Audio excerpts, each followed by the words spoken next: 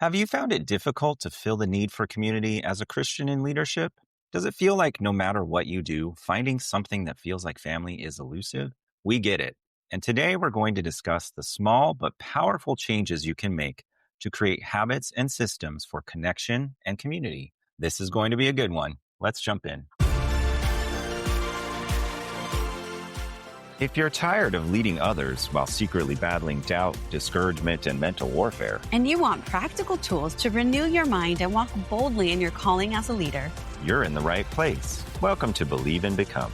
We're Josh and Karina, your spirit-filled coaches here to help you overcome those limiting beliefs and lead others confidently. If you're ready to hear God's voice more clearly, to step into your purpose and find joy and strength in the everyday, silence those Bible app reminders judging you from your lock screen, and let's jump in.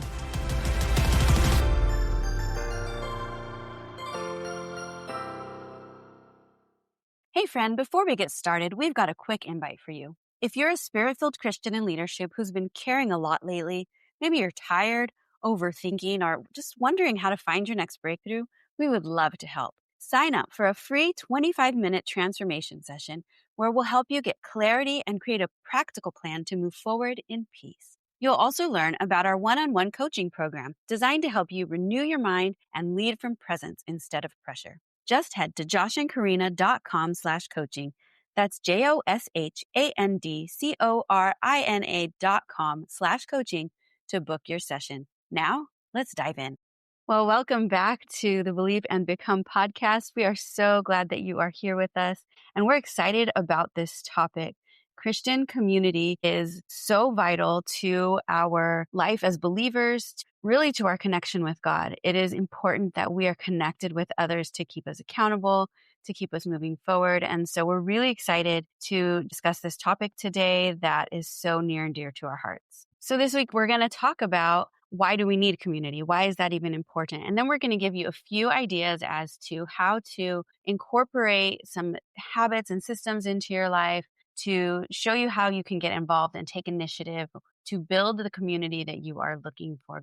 So why do we need community? Why do we need connection? This is something that we have felt personally as we've gone through different stages in life, just the need for community. Sometimes you feel really well connected with your church, with your friends, and then sometimes it feels like you're all alone, and that's really tough. And as we've talked to different members of our audience, we have found a pattern that a lot of you are struggling to find connection and community. And that's just a deep need that we all have. And, if you look at the statistics, people feel more and more alone, even though we're more connected than ever before online with social media. And we have all these ways to connect, and we can connect with a lot of people really easily. But for some reason, we all feel more alone than ever before.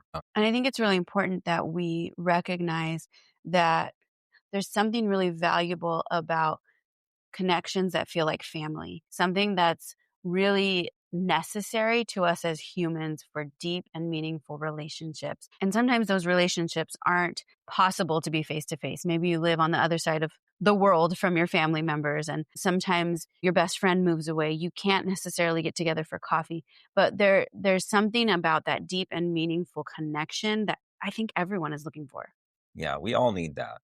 And really, this is how God has designed us. We're created in God's image. He's a triune being, 3 in 1, Father, Son, and Holy Spirit. So God, in and of himself, is community. He put that inside of us, this need to be known, to be seen, and to see and know other people, and be able to pour into each other, to be able to support each other in whatever we're going through, in the good times and bad. When you have a struggle, you need somebody you can lean on. When things are going well, you need someone that you can celebrate with. Yeah. And it's just really powerful when we get to do life together with other people. And that gets more and more difficult as you move into adulthood, you start having kids. Everybody's schedules are so crazy. It can be really hard to connect with people on a level that we really need. We need that. It's great to have that in our family. We need that in our families, but we also need friends, other people that can come around us, form a community around us, and support us when things get tough. Yeah. Yeah. And I love that you pointed out that that's how God created us, because he is community. And we even see in Genesis chapter 2, God says, it's not good for man to be alone. And I think some of us have personalities that might tend to hide a little bit more. And we think, I just want to be alone. And I feel like my personality has always been a little bit more extroverted. I always want to be around people. But once I started having kids and I started having a lot of responsibilities, it was like, I just want to be alone. I just want some quiet space.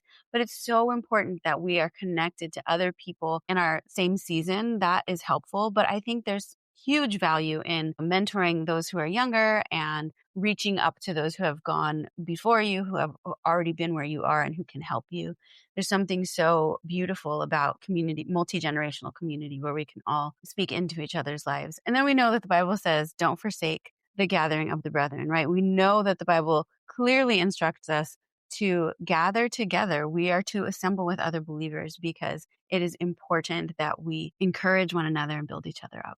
Yeah. And one thing that really has struck me is that sometimes your breakthrough can only be found in community through someone Yeah. else. God loves to hide little Yeah. surprises for us, like in the way that a parent loves to hide surprises for their child. God Yeah. is the same way with us. And sometimes He will place something in your friend, in somebody that you're going to meet at church that Mhm. you need. And so sometimes when we feel like we're struggling for the breakthrough, it's like, I just feel stuck. Sometimes the answer is in another person. Yeah. And God is faithful. He loves to lead us and speak to us. But sometimes He's like, you're too isolated. I need you to get out there. I need you to be part of a community, and you're going to find strength in other people. That's happened in our lives many times Yeah. where somebody brings an encouraging word at the right moment, exactly what you needed to hear. And that has led to breakthrough. It's led to freedom. It's been the connection that we needed to get started, to get unstuck, you Yeah. know? Yeah, that's beautiful.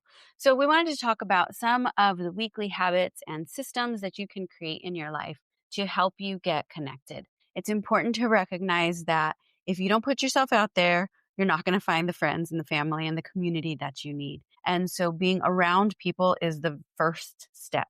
And so, what can you do on a regular basis to ensure that you are going to begin to find those people who will be your people? Well, you can set up systems in your life, things that you will bump into where you have to interact with other people. And so for us, that looks like we go to church on Sundays. This season that we're in is interesting in that we are typically at a different church every week because we've been leading worship, volunteering, and helping at a couple different churches. And so from week to week, we might not be at the same church, but we are consistently in church and we're consistently with other believers. And so that gives us the opportunity to connect with people. Even if it's just once a month, we are becoming a familiar face. We are getting to know people in the different congregations that we're part of.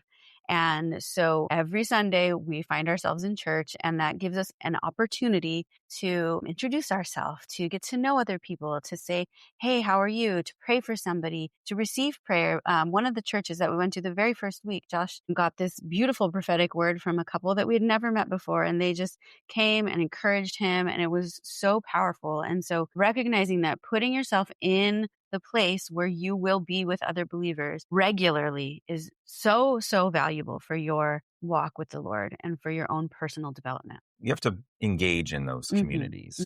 It's easy to go to church, especially if you go to a larger church. You can go be anonymous, Yeah. leave as soon as the service is over, and not really interact with anybody. Maybe you like shake hands during when Right. that awkward part of the service where they make you say hi to somebody. But you really have to be intentional. And some of that is just kind of getting over yourself, which we're going to Yeah. talk about in at the end. Yeah. So besides just that Sunday morning, you want to look at where else can I get involved? Are you going to the midweek service? Is there a midweek service at your church? Is there a Bible study that you can jump into? If you're not at a big church, maybe you're in a smaller church, that might be something that you have to start, or maybe something that you find somebody is doing a Bible study at their house. But you want to set up systems. And so what that means is every week on, X day, Wednesday, Tuesday, whatever, I'm going to engage with other believers and this is how I'm going to do it. And so if you sign up for it, you have to show up for it, right? And so we want to look for midweek service. We want to look for Bible study, small group. Josh and I have a tendency to hide. And so we might be at church and they're like, oh, we're going to have a hangout for the new people, or we're going to have a potluck after church. And we're like, yeah, no, we're going to go out to eat with our kids. We're going to go home. And so we've had to overcome that tendency to just go like, no, I don't want to do that. But I don't want to make small talk. I don't want, but we have to get past those things. You have to do those things, the awkward things, in order to get to the comfortable things. And so if you want to engage with people in a way that feels like family, you have to start with the awkward, like, hey, how are you? What do you do? Who are you? What, all of that small talk and those kind of conversations. So engage on a regular basis every weekend, every Sunday morning, get yourself to church, and then find something during the week that you can sign up for, that you can come to, and that you can begin to build relationships. And we get it. I mean, it's tempting. Everybody wants to kind of be at home in their pajamas, watching On Sunday, Netflix especially, or, whatever. or You you have have, a lot to do for the week that right. you have to prep. Yeah, you have stuff, you have commitments at home. You got to get the kids ready for next week. And so we understand, but it is worth it to Yeah. put yourself out there. Sometimes you need some declarations before you're going to church to say that, people actually really like me. I have a lot to offer other people. And I see Jesus in every person that I meet. Yeah, that's when you so start good. looking for Jesus in the people at your church, it changes the way that you view them. Yeah. Because you see the love of God in them.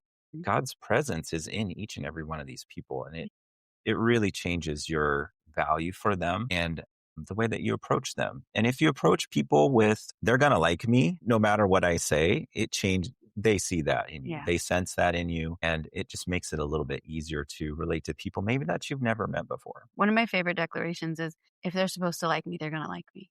They can't help but like me because they're supposed to like me. Right. And I think that's so important to recognize. Like, it's okay if they don't like me, because if they don't, they weren't supposed to. But the people who are supposed to like me are going to like me. Those people who are going to be the family that you've been looking for, they're going to like you.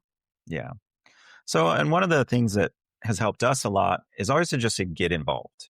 Find a spot where you can serve, volunteer, because then you're doing something. And then you have this common ground with somebody else. If you're both passionate about, serving your community, serving the homeless, serving on the usher team or welcoming people, whatever it is, and you kind of have this built in, we already have a connection there. It just makes it a little bit easier. And that's helped us a lot. And if there's not something that you want to join, start it. Most pastors are pretty happy when people say, hey, I would like to lead this thing. I see a need. I'd like to start it. And then start joining people that are passionate about that cause with you. And then you automatically have something to talk about, a reason to get together. And that makes it so much easier to build those deeper connections that you're looking for. Yeah. And I would add, if you are in leadership already in your church, maybe you're already leading a group, or maybe you're a pastor on staff and you feel like, I can't connect with anybody. The non-pastor people in my church think I'm too holy. The pastors in my church are too busy. And I'm struggling in this area. Start something that you like to do that's maybe not ministry related. Like, hey, I'm going to start a book club or a hiking group. I'm going to do something that isn't church related that I can do with other people. I'm going to go clean up the neighborhood park because I really care about my community. And find something that you can do. If you have to lead it, then lead it. But find something that you can do with other people that's maybe not church related, so that you can begin to get to know them on a different level, and they can get to know you.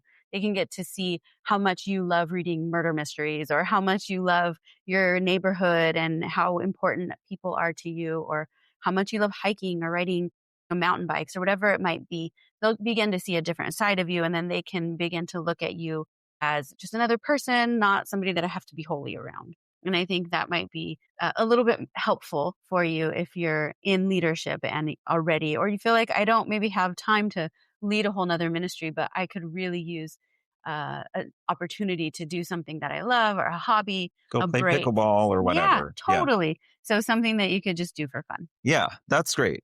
Especially if it's something that you would already kind of be doing. Yeah.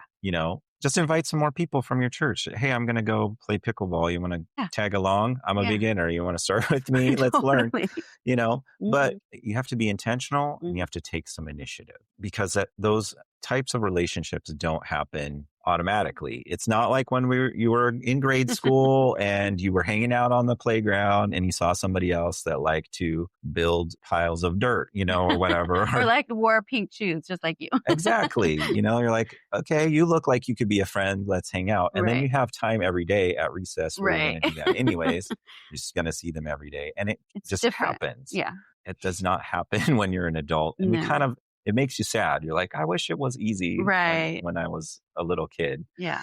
But you can do it. Yeah. You just have to be intentional. And Yeah. so keep showing up to the Mhm. different things and just become a familiar face. There was a study done that I read about where they had a psychology class and they just had different women show up in the class different amounts of time. Somebody showed up to 0 classes, 5, 10, 15.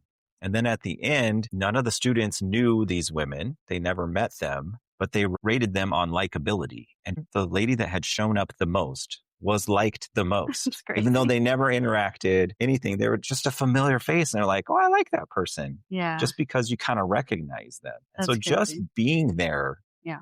and showing up, people will start to like you more. That's so cool. I love how God makes our brains like that. Like, you're around that person a bunch, you should be friends. Totally. That's so cool. And we already talked about, don't be afraid to start something. So as someone who needs community, it's important that you take initiative. So if nothing is available for you to join, be the one who starts it. Invite other people. Let them know, hey, I would love to see you at this event that I'm doing. I'm so looking forward to seeing you there. Encourage them. Say, I really love this about you. I can't wait to hear what you have to say. People want to know how much you like them and how much you are looking forward to engaging with them. That is going to be a really big reason why they will come. If they feel excited about what you're doing, even if they're not a huge fan of the subject matter, they just really feel loved and appreciated by you, they'll show up. So don't be afraid to start the thing and invite the people that you want to be there and just really encourage them. Tell them what you see in them. Tell them, let's just like Josh was talking about. Gosh, I see Jesus in you when you talk to these people or when you preach or when you pray or whenever you sit behind me and you have such a beautiful voice and you sing.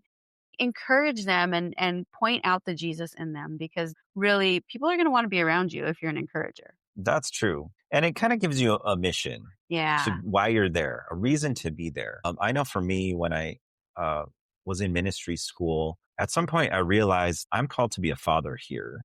And so I would be intentional to go find somebody, encourage them, love on them as a father, speak into their identity. And you can do that with anybody. It doesn't have to be with younger people. Right. It can be with any age person, but like, this is what I see in you. This is what Mm-hmm. I feel God is doing in you. Yeah. And just loving on them kind of gives you a reason to go talk to somebody. Yeah. That's And great. then they feel super encouraged. They're like, oh my gosh, I really like that guy. He's super nice. Yeah. Because we all love it when people come up and Totally. say nice things to us Yeah. and love on us. But who doesn't like that? But they're going to look forward to the next time you're there. Like, oh, that guy always encourages me. I always Yeah. feel so good after I talk to that person. Yeah, that's great. And this can go beyond just what you're showing up to or what you're leading. You can text your friends when you think of them. I know that I tend to be one of those like out of sight, out of mind sort of people. So like I have friends who I don't talk to for years and years. I actually just had a phone call the other day with a friend I haven't talked to in probably 10 years. And it was like, oh my gosh, I miss you so much. I haven't seen you. I just could cry hearing your voice. And so reach out to those people. If somebody pops into your mind, just send them a quick text and say, hey, I love you. I miss you. I was praying for you. Here's what the Lord is saying about you. Just text them. It doesn't have to be anything fancy. It could literally just be like smiley face or, send them a random Instagram meme that you found that made you think of them. But people will feel loved because you are thinking of them. Put reminders on your calendar, in your phone to text somebody, call somebody. Make a habit of every Monday, I'm going to send an encouraging text message, or every Thursday, I'm going to, call my mom or call my best friend and set up dates with people that you can stay connected to so that you can continue to have that community in your life that you need. Yeah. When you're thinking about somebody, text them Yeah. or message them and just say, hey, I was thinking about you. Yeah. People love that. Or, especially if you're praying, God brings somebody, put somebody on your Yeah. heart, just reach Absolutely. out to them. And it doesn't have to be complicated or long, but Yeah. that just keeps the connection alive. We have to be intentional to build those connections, relationships with people so that when something happens in life, you have somebody that you can rely upon. Yeah.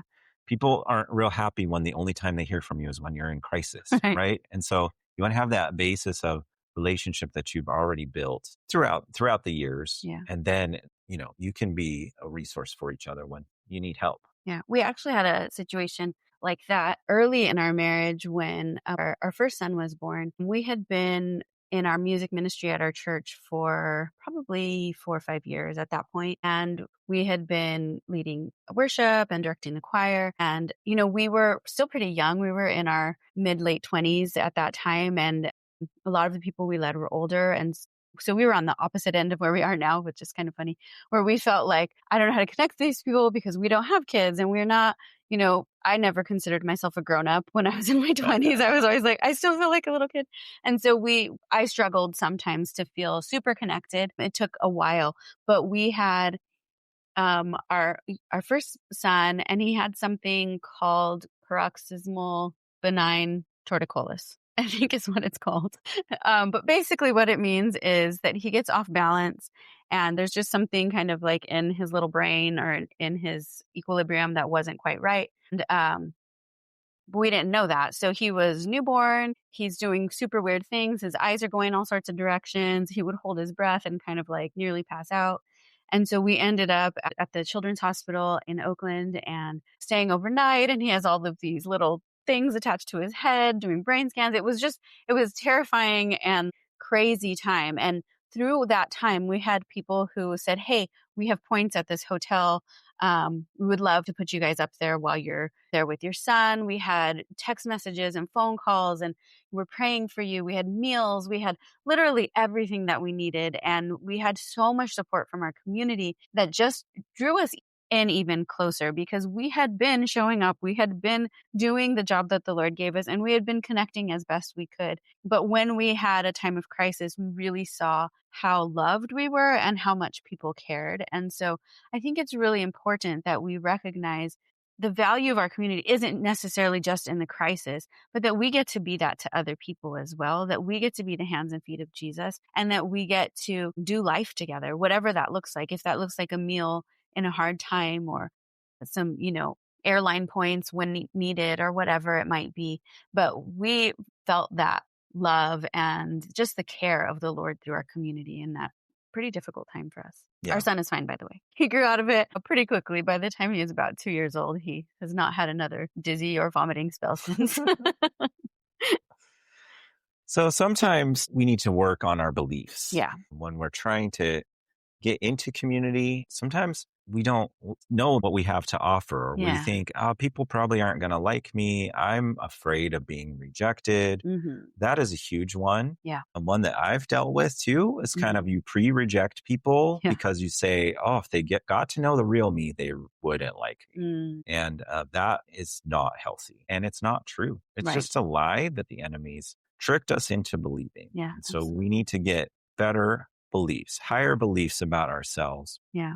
Yeah, just assume that people will like you. So I always had this belief that if people just got to know me, they would like me.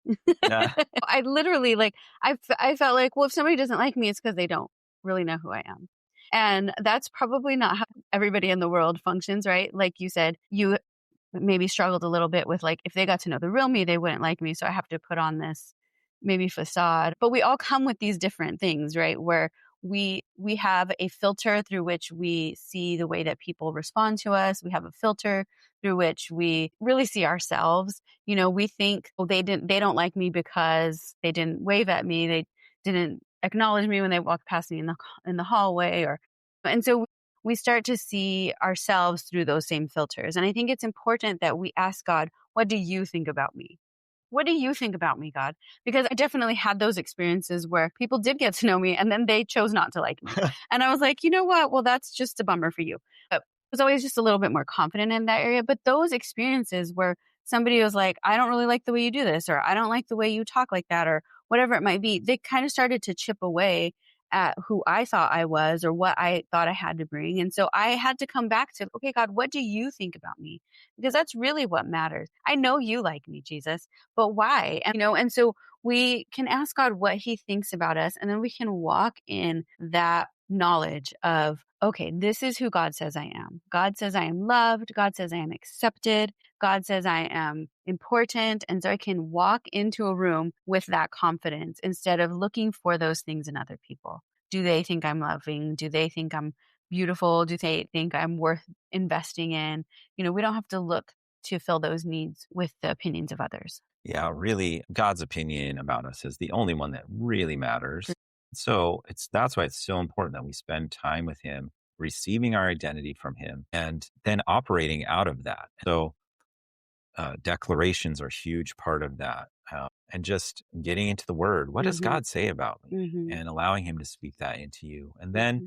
when you go into a room, realize that you are the thermostat, not the Yeah. thermometer. You Yeah. get to set the temperature of the room Mm-hmm. just based on what you carry, what you bring. And so Mm-hmm. I like to imagine myself and get ready, get pumped up. If you're Yeah. not as much of an extrovert, sometimes that's helpful to just spend some time with the Lord and Mm-hmm. go, okay, it's Sunday morning. There's going to be a lot of people there. Get filled up with Mm-hmm. God's presence, get Mm-hmm. filled up with your identity, and then walk in and go, I actually have a lot to offer these people around me. Mm-hmm. I'm going to love on them. Yeah. I'm going to pour into them. I'm going to encourage them. I'm going to be the biggest encourager in this room. And then that changes why you show up and how you're going to show up. Yeah, that's so good. And we would love to invite you to join our new Facebook group. Speaking of community, we've created a Facebook group to just be a place where we can build each other up, where we can encourage one another and build a hopeful community online. We would love to have you join us. You can head to Facebook and sign up right now. It's called Overcoming Limiting Beliefs for Christians in Leadership, and the link is in the show notes. But we really would love to have a place where we can connect with you, where we can know more about you, who you are, what you're struggling with, and what the Lord is doing in you. We would love to meet you and encourage you there. So we hope that you found something in this episode that encouraged you, that maybe made you think twice, like, okay, I need to jump in, or I need to maybe start something new in my community. But we want to remind you that your weekly habits and systems are so important in making sure that you're engaging in community on a regular basis. You can get involved and make commitments so that you will do it. Making commitments is so vital, because that says, okay, I'm going to show up. Volunteering, working together, getting to know people that way, and then just taking that initiative that you can keep showing up and become the familiar face that everybody likes. So we hope you enjoyed this episode. We would love to hear what you found most encouraging, what you're going to try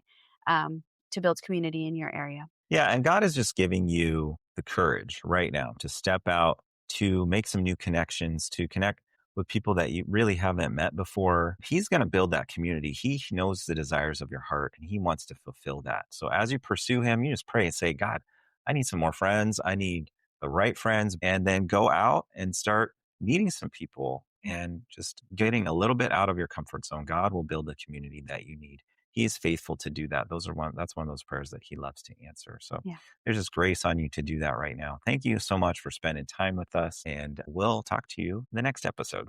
Bye.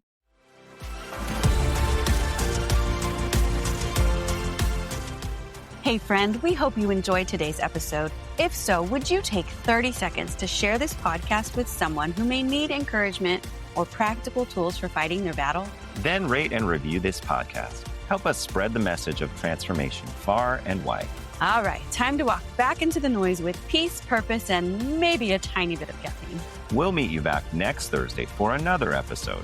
Bye.